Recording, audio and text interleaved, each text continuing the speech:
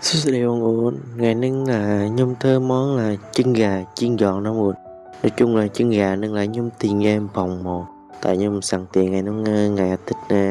bản chốc cuối tuần nó một. Nhôm tiền hot spawn bản phân nâng hay nhôm dồ mồi nhôm rút xương ảnh luôn. Nên là rút xương chả bái nhôm liền xa thiệt. Liền rồi chả hơi nên là nhôm mồi bạch cột. Rồi chả sai nhôm đặng bơi chui chả đòi chả đong thì ở chết mở một ta trong trà thì chắc thực đạo tục tạm lẽ rồi trà thế nhưng mà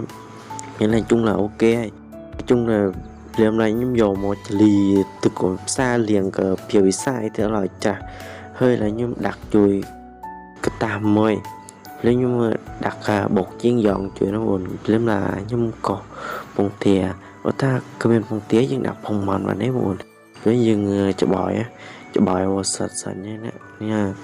ủa điều nó là như bằng thường cho người ta đích chia thực bài một ngọt hơi khanh tích rồi nhầm một kết dính một cái chân là ok đấy với lại những cái trái những cọp thuốc nung gọi nghỉ ngơi cờ làm đọc này tìm là những tụi bèn lẻ nói chung cái ta nhưng là mình lẻ nó là xí bánh xèo là chẳng ngày nhau buồn thôi hơi lớn lại nhưng mà tụi bèn chỉ nó chi về mấy cái chỉ ấy chỉ thế nhưng mình chẳng cái chiếc ở về mấy cái rau càng cua hơi chỉ kiểu bị thư thế bộ hơi nó lại nhung dồn một liền là chả bài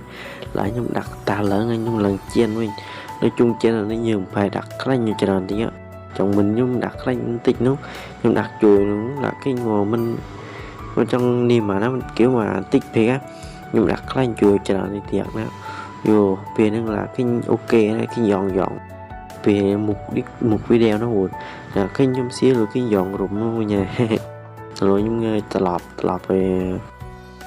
chặn cướp shop và nó lại nhung tự ghép lần mà mơ hơi là tự ghép on luôn một tao chặn hết ta mà nè về tầm đề trên hơi này nhung kiểu mà trang trí thì người sạp hơi là nhung thơ từ cặp bài chù đó còn tại em phải cho quay bằng ồn mưa thiệt mà thấy ngày nay chủ nhật ý ở chủ nhật rồi một ta mẹ nhưng bản thơ làm bằng theo ồn hơi sẽ chụp liền cho lọc nhìn tập lẻ trường mòn chiên dọn một nói chung si là quá ok luôn chỉ một ồn si hay như nào ồn đó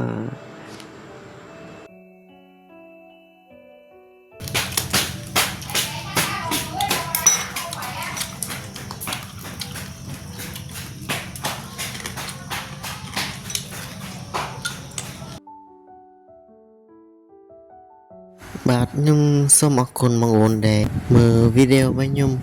đòi phê nâng mà còn mong ổn chân trần